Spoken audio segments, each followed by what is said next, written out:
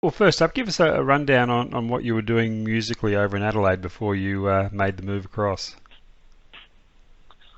Well, look, I started out when I was still at school playing drums, and I had my father was got me private lessons from the South Australian Symphony Orchestra drummer, which was very kind of him. Except at that stage, I think I got tired and fed up with starting to read stuff. When you're a kid, you just want to whack the things, and so I was being taught probably the correct way to read and to learn all the finesse about drumming, and I just got bored with it. So I gave it away, and then I decided, particularly when the Beatles come out, that I wanted to. This is the way to go. Get into a band, and I thought the quickest way was to learn a bass, because I only had four strings, and I love the sound of bass. So I said to my father, "I want to play bass," and he said, "Well, you can buy your own bloody bass and take your own lessons this time, because I know what you like and get fed up with it." So I did that, and then what happened was, I found myself before too long in a band, probably about 16 years old or something, and I had a feeling I could sing a little bit, and I used to do about two solo songs. We had a lead singer, and I'd do some harmonies, and then we were going to a gig, and the singer was in the back seat of our drummer's car. He picked us up. I didn't have a car, but anyway, the singer was blind, drunk in the back seat, and we couldn't wake him up, and the show had to go on. And the guitar player said, "Baz, do you know the words of these songs?" And I said, "Well, yeah, some of them." So I remember, but unfortunately, the singer didn't use a microphone stand, so we had a problem with the microphone. We needed a microphone stand, two of them, and we had one which the guitar player was using. Anyway, I went to the kitchen area in this hall and got a mop and a bucket and squeezed that together and tied the microphone to it, and that was my introduction to singing, basically. And after that, they decided to have a band meeting, and the singer was thrown out, and I was appointed singer, and we got a bass player who was a friend of ours who was extremely good, and so I was more or less I became a singer through default, really. Mm. And so then I was in a band at that stage called the Beacon. We sort of, because of the lineup change, we changed our name to Telegraph, and then probably I was with that. The whole thing probably went for about 2 years, perhaps, maybe a bit longer. But that's when I got this call from the Town Criers asking me if I was interested in coming to audition. That was 1968. It was a pretty lively music scene over there in Adelaide at the time. Were you tentative at all about turning your back on it and coming over to Melbourne? Look, yeah, it's a very good question, that one, because Adelaide was ahead. It was ahead of Melbourne. It was ahead of anywhere, and that was mainly due to the boat people, the English people that come off the boats. And of course, at that time, English music was humongous, and the fashion, the mods, and all that sort of stuff. And so that's why Adelaide was ahead. And the musically, bands, of course, as you know, there were so many great bands come out of Adelaide. So. But you also knew a lot of bands would have to go to Melbourne because that was a mecca. That's where TV shows were. That's where there were a bigger population, of course. Plenty of dances to play, plenty of gigs. Adelaide's still a small town, and there's only so many gigs, and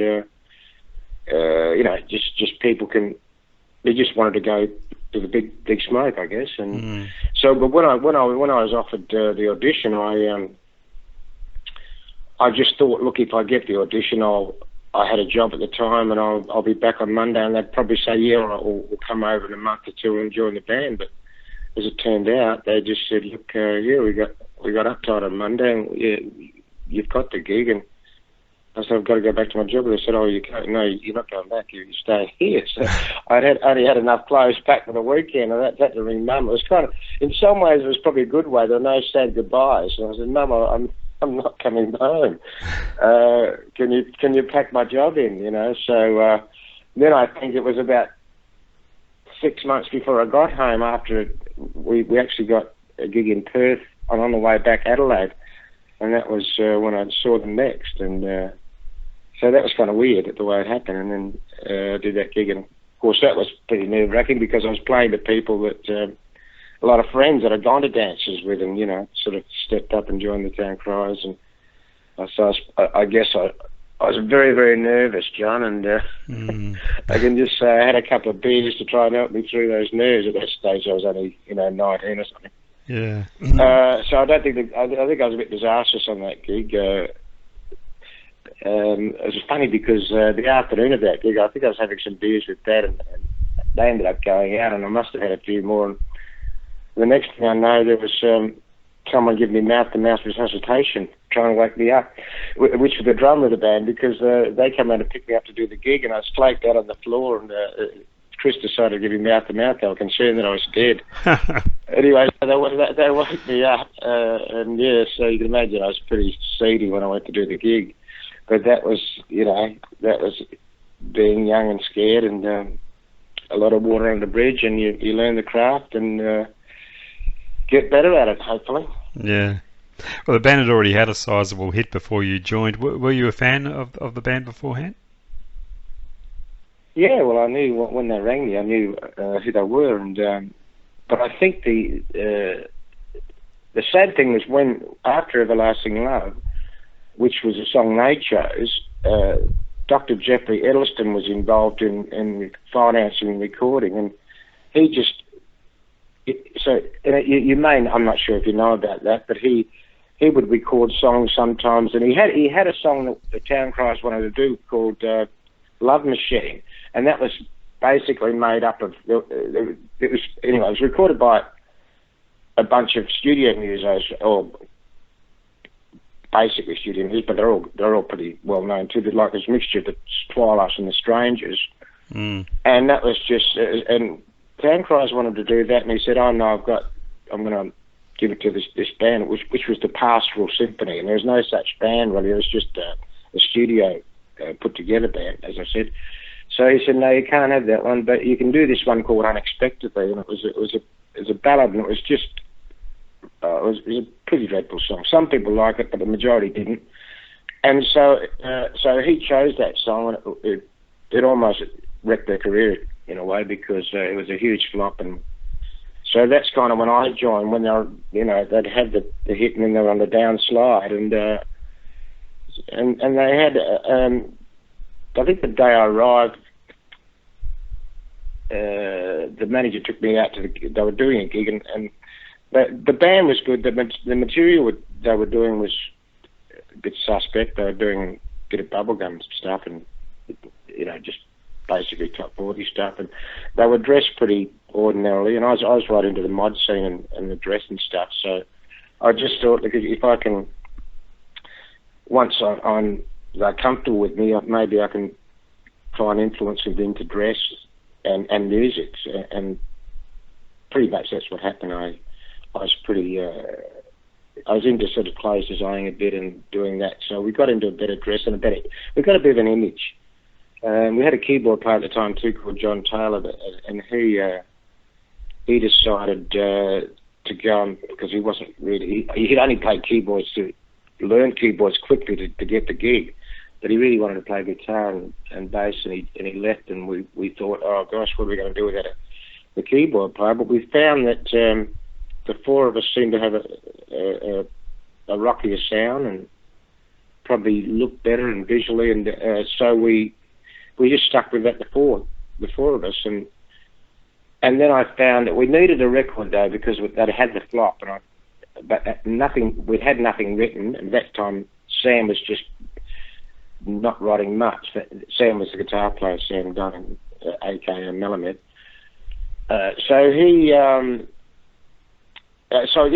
that time also, I must say, I came over and I knew the Zoot very well from Adelaide, and Beeb and I started flatting together, and I was going through his 45 collection, and I found a Foundation song called Any Old Time, and I hadn't heard it before, and I thought, well, if I haven't heard it, I'm usually tuned in the radio, maybe other people hadn't, and this might be a good song to get us a kickstart back into, back into the mainstream, back into a bit of popularity again. And So the boys liked the song, and we recorded that. Radio was, when you've had a flop record, radio is very suspicious about picking you up again. But we started to develop also a bit of a fan following. I mean, they had one, but we started to increase it, and they played the record a little bit. It got to number 20, so that sort of put us back on the map, and we're getting TV work with a new song and a new image and so forth. And then Sam started writing more prolifically, and he came up with a song called "Love Me Again" after that, which they played not a lot, but it's still with our fan following got to number 13 or 12 in Melbourne. And it actually, then we started touring interstate and so forth, and we're doing a fair bit of TV, and we did, and it got to number 2 in Brisbane, "Love Me Again," which was surprising. Some states didn't play it, that's the way it was then. Quite often, Sydney wouldn't play Melbourne bands, and vice versa. So some states would play them and other states wouldn't. So you might have a big hit in, like, as I said, in Love Me Again number 2 in Queensland, but Perth probably didn't play it. So it was just weird in those days. It was extremely hard to get a record played. You have to, every band or artist pretty much should have to go and do the record launch and have and kiss the right bums, and maybe maybe give the record director and the radio station a little bag of pot or something to a bit of payola, That's just what used to go on, and obviously it probably still does, particularly in America. With bigger packages, with bigger presents, I'd imagine. I'm sure you're very aware of it. The clip on YouTube of you out front of the band on TV miming to "Everlasting Love," which of course isn't your vocal, it's Andy's. Do you recall being somewhat uncomfortable in that situation at that time? Well, I'm glad you mentioned that, because that was in fact my very first. I had not even appeared live with them. I had to go straight onto that booking, Uptight booked, and I just sat there and learnt it to lip sync it, and I was basically shitting myself because I'd gone straight on the national TV, and all I was God, there's millions of people watching me, and also that they would know that it's not me, So I felt kind of very uncomfortable, and I was too shy to ask for a mic for a prop, so I just sort of tried to move, and I think all I achieved was looking like one of the Thunderbirds. And after that, sadly and tragically, we did that show. We did Uptight become Happening 70. Happening 70 would become the regular band, the house band on Happening 71. So we did a lot of TV and so many more. So I just got better and more confident. But apparently, what happened with those, the cleaners threw all the tapes out, burnt them, and that was one of the very few that was, and unexpectedly, which was that shocking ballad. They were the ones that one of the few that were not burnt. So there's nothing more from Uptight and Happening 70 when I got far more confident and far more animated. So the other clips that you'll see on there from YouTube are pretty much from Dick Williams' Hit Scene, which was an ABC show on Saturday afternoon. And you'll see there's a lot more animation on my behalf and a lot more confidence, and we started recording more songs. So sadly that's the one that I'm stuck with, and people see that, and it's not all that impressive. That's unfortunately that's life, but it's also this song. If it wasn't for that song, of course, I wouldn't be here talking to you, I guess, because it would, it changed my life. Yeah. The band had a pretty strong fan base. Were you accepted by that fan base pretty much straight away as the new boy? Look, I've got to say, I felt very I was very shy, I was very self-conscious, and I felt, oh gosh, are they going to accept me, knowing it was Andy before? And fortunately or unfortunately, the public are fairly fickle, John, and I think the first couple of gigs, I probably got the odd, where's Andy, or blah, blah, blah.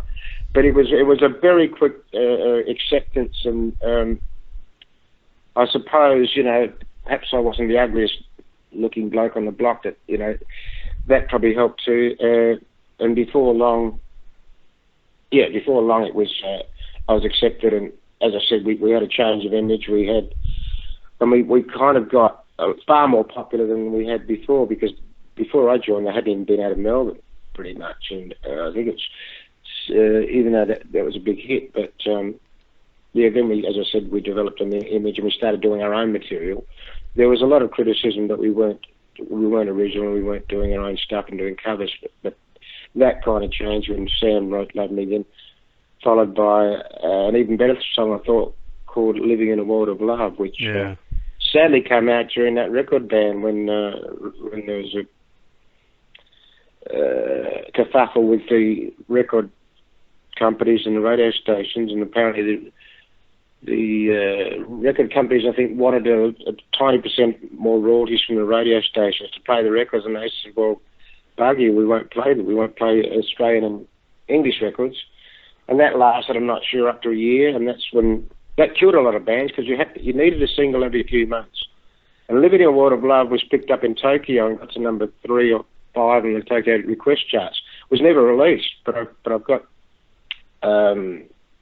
got documentation that's got. I've got letters from people in Japan, but unfortunately, it didn't get airplay because of the record ban. However, it still got the number 20 on AK just through TV appearances, and our fan base was becoming stronger and stronger. So we did get a very strong fan base.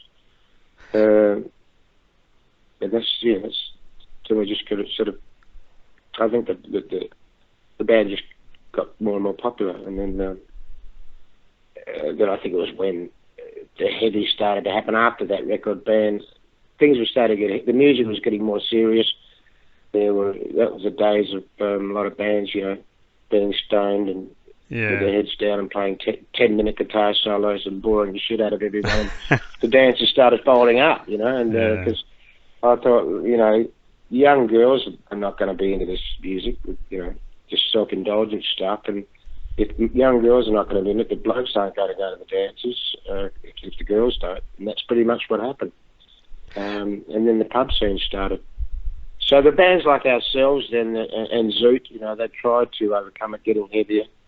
But you were sort of tarnished with a bit of an image. Yeah. And it was very hard to get out of that image, That chart success in Tokyo is quite remarkable and pretty rare for an Australian band. Do you know what actually triggered it at the time? Triggered what, sorry? The chart interest, the chart success in Tokyo. Look, I don't. I've got a letter from people in Tokyo saying congratulations, blah blah blah. Look, I reckon it was just picked up by somehow by someone and played, and it was just based on requests, and it was never released. Wow. But and in those days, I mean, what can you do? I don't think our managers were pretty much, they just were tied up with booking agencies, and they didn't have a tough job. You didn't have managers, too many like Roger Davies or some of these great managers now that probably would have gone over there and said, okay, here's an opportunity, let's branch out and see if we can tap into the Japanese market. Because they just weren't competent enough, I don't think, in those days, a lot of them. Now, one of the great tragedies, it's a great tragedy the band never actually recorded a full-length album. Is that something you've regretted over the years? Oh, well, it was something that we started to do when we busted up. And unfortunately, we busted up. And I think the main reason we busted up was because Sam became a born-again Seventh-day Adventist, and they kept the Sabbath and as the same as the Hebrews, the Friday sunset to Saturday sunset. So you couldn't play on those days. So it made it really tough when most of your work's on Friday and Saturday. And then he was going in that direction, and we folded. Chris and I kind of sort of desperately tried to keep it going, but we couldn't get the right players. Mark went on to form a band called Springwater. So it just sort of folded, mainly because of Sam's. I mean, he was a major man being the songwriter, pretty hard to replace that. So yes, we were doing an album. There's still tracks in the can. When we actually got back in '77, and we got back into Armstrong's when Sam had written a few songs, and we've got, there's about 5 songs that we recorded demos. 3 of them are very good, and those sort of, I'd like to actually see if I can get a producer to put some strings and brass on a couple of them, and just see what we can do with them. But we haven't got them out there yet because. You still there? Yeah, it's all right. That's just my other phone in the background. Sorry. Okay. I'm still here. Right. So what I was going to say was, so I'm keeping those songs close to the chest and seeing if I can, like, as you probably aware, Zoot did something with a song recently which came out brilliantly, but so I'd like to just keep those in the can and maybe see what we can do. We've always talked about doing a compilation album of the stuff we recorded, and I think we had 7 singles from memory. I think Andy did 2, I did 5, and we did a few other things, tracks for TV and stuff in Armstrong, just rough demos. So we've got enough for a compilation, but I'd like to do something with these and maybe put that on. At the moment, you probably there's a couple of bootleg albums out there, and it doesn't do us much good. There's no royalties and bootleg shit. So it's something that we've been meaning to do is get all the tracks we can together and eventually put something out, put an album out for the faithful. Oh, that's great. So that is a possibility then. Yeah, it is. In fact, we did it. We generally the rest of the Town Criers, apart from Chris, who's not well, and the other 3, us 3 catch up and have a Christmas lunch, which we're doing next Tuesday. So yeah, we'll probably discuss all those things, and our old manager too, Peter Goodman. So yeah, we'll sit down and discuss those things too, and about what we should do. So hopefully we don't just talk about it and leave it for another year and it goes on, but hopefully we can do something about it. Yeah. So after the band broke up, did you have any initial plans what you wanted to do with the next phase of your career?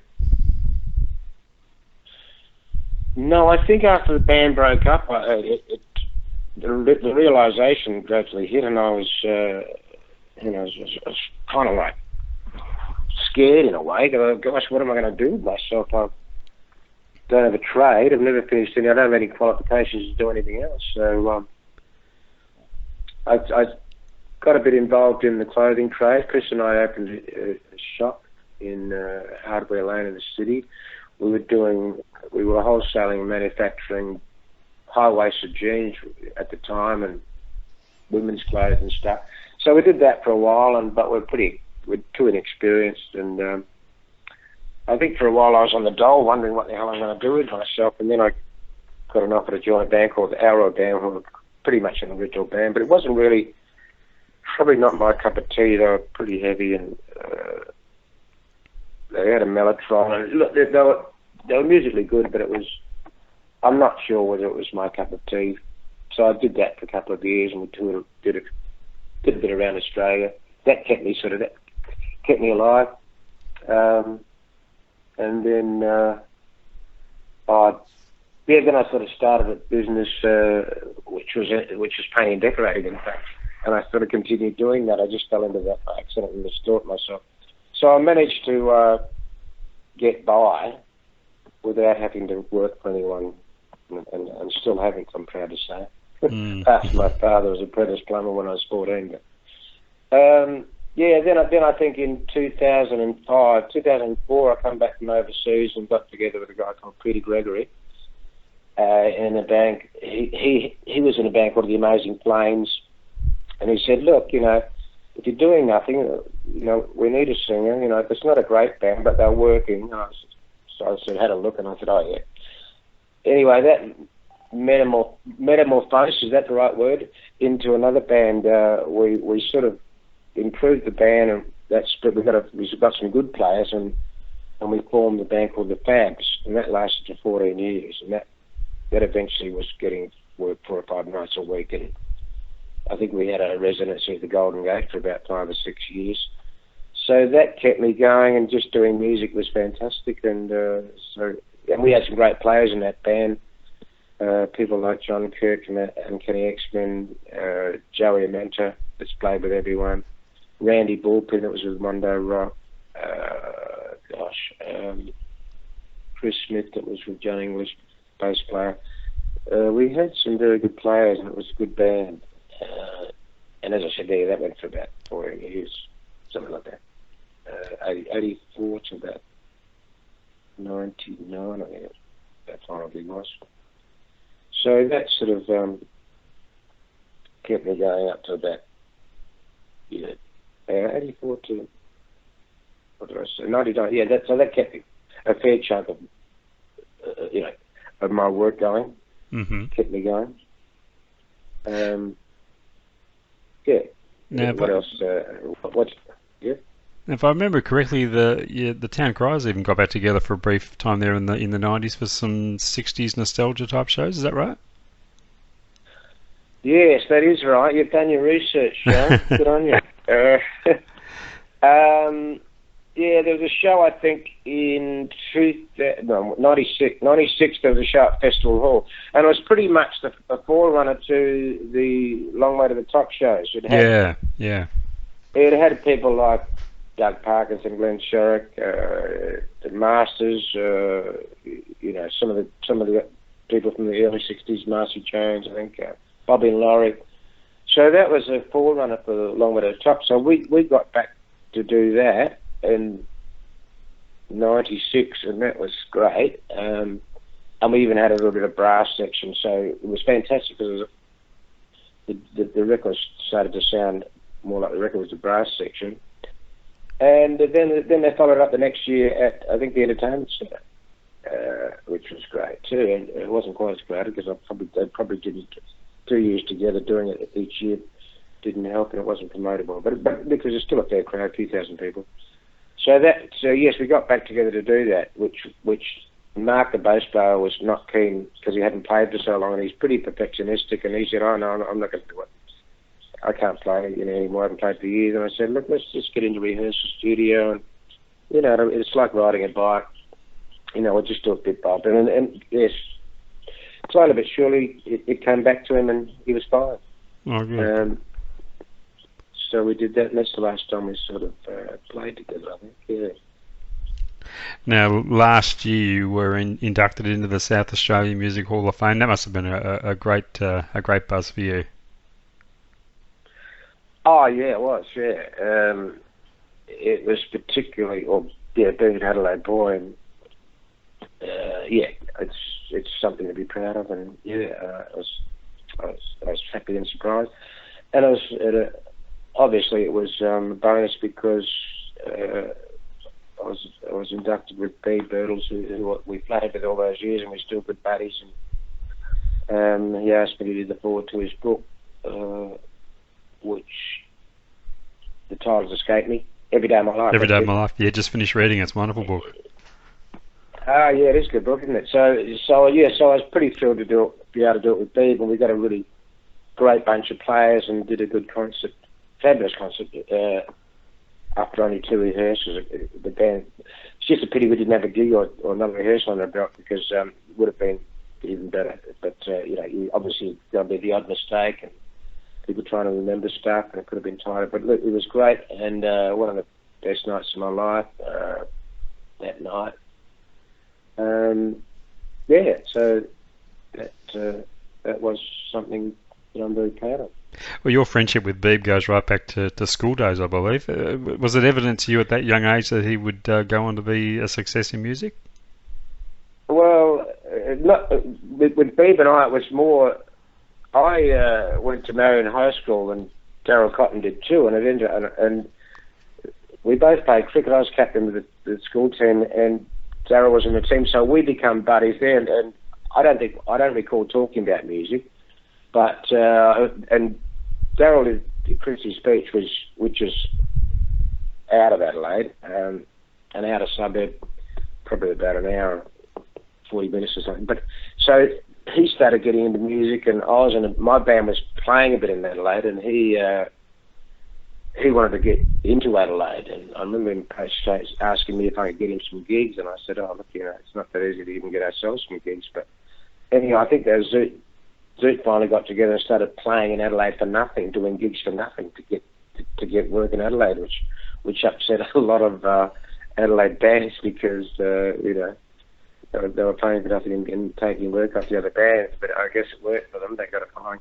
But anyway, the point I was going to get was, I first of all was a friend of Daryl's, and I think when I sold my bass, when I became singer, and I had an amp, one of the guys that knocked on my door was B. Birtles, and bought my Hofner bass, which is the McCartney Hofner bass, which is some photos you'd probably see early Zoot photos. He's got that bass. Yeah. So, and that's how I first met him. And then I think shortly after, I don't know if I was aware he was playing with Daryl, but when they started playing, we started, because I was friends with Daryl, both Beeb and I seemed to connect and got along well. And they went to Adelaide, probably about 4 or 5 months before I was called to went to Melbourne, I should say. They went to Melbourne to try their luck. They were there about 4 or 5 months before I arrived. But I'd spoken to Beeb and Daryl and said, look, I'm coming over, and Beeb met me, and I stayed with them in Beggars Hill Parade for about a month until they all moved out because they were touring, and then Beeb and I flattered together for all that period of Zoot and Town Criers. So that's the situation. In fact, when I first arrived, Beeb said to me, "Oh, look, the Town Criers are rehearsing to do this Vietnam tour at Birdie's, which is the #1 nightclub, and they're rehearsing there." He said, "Do you want me to take you down there?" And I said, "Yeah, why not?" So I went. He took me down there, and they were rehearsing. I think with Glenna Stewart was going, Colleen's sister. She was rehearsing with them. Anyway, I just went down to meet them, and while I was there, they just said, "Oh, look, while you're here, do you want to get up and do a couple of songs?" Which I didn't want to do. I wanted to choose the songs because this is, could be a life-changing moment. I didn't want to do songs that, I thought I wanted to give them the best that I had. So we got up on stage and we did a couple of songs which didn't, pretty mundane songs. I couldn't really rip and tear in them and show my best. And then I think we went back to a hotel room that I was staying in, and we did a bit of acoustic stuff. But I don't think I'd really convinced them until eventually we had a loud one, and I said to them, "Look, do you know When a Man Loves a Woman? Do you know every little bit of it?" "Oh, yeah." So we did those, and I thought, well, if you don't like this, you ain't going to like anything I've got. But fortunately, they started nodding and went, "Yep, you're in." So that was kind of like the connection with B too. So he took me down there. As I said, the first time I met B was when he bought my bass, and I don't think he bought the amp, but. So I didn't know him before that, so I didn't.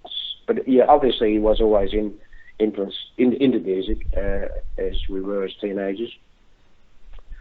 And Daryl, as I said, I don't think we talked.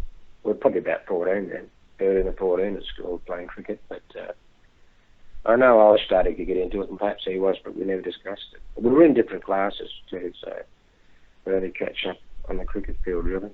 Yeah. And now and again. Yep. And to fast forward to the present day, Barry, what I know you're still out there gigging from time to time. What's keeping you busy musically these days?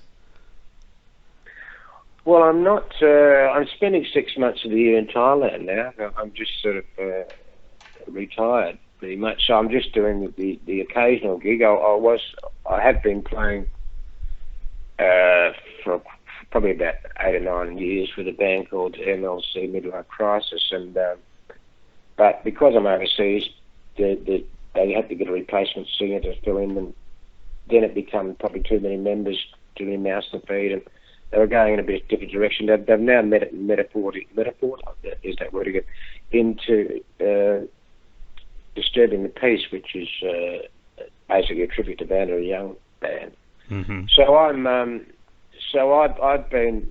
I think we're going to get together an original lineup this year. But meanwhile, I've been invited to do gigs with the great, probably the premier '60s band in Melbourne, the Substitutes. You're probably aware of. Yeah. So the Substitutes contain Peter Reid, the drummer of the Dream and New Dream, and Peter Robinson, who was the bass player of the Strangers and also the musical director on the Go Show, and Robbo also happened to do the arrangements on 3 of our singles, to the ones that I do, Any Old Time, Love Me Again, Live in a World of Love. So they're great players, and the fit's really good. So I just do the odd gig with them, which I did one on Saturday just gone with the brass section. So they kind of, they'll do a project with a brass section. I think next time they do something that maybe going to get strings, just to give it a bit extra, something different for the crowd. And that seems to be working very well. We've got a good crowd, and they're a great band, and we get along very well. There's a lot of love and respect between us, and I'm really enjoying that. But I'm not really into working every weekend. I think also I'm probably a bit concerned that people get, you can sort of get, people can get blasé about coming to see you, can be overexposed. And I'm happy to have weekends off and just do the odd one and hopefully keep it fresh, Yeah. Well, Barry, it's been fantastic catching up with you and talking about a much-loved band. And great that you're still in touch with your old bandmates, and hopefully we can look forward to possibly having some official Town Criers product out there on CD. It'd be awesome. Yeah, it would, John. Yeah, hopefully we get around to it sooner than later. It's been good talking to you. Great talking to you too. Have a fantastic Christmas. You too, John, and to everyone. I'm assuming this will be broadcast before Christmas or New Year. So happy Merry Christmas to everyone, and a very happy New Year. Stay safe and healthy and well. All the best. Thanks a lot, Barry. Thanks, Joe. Okay, cheers.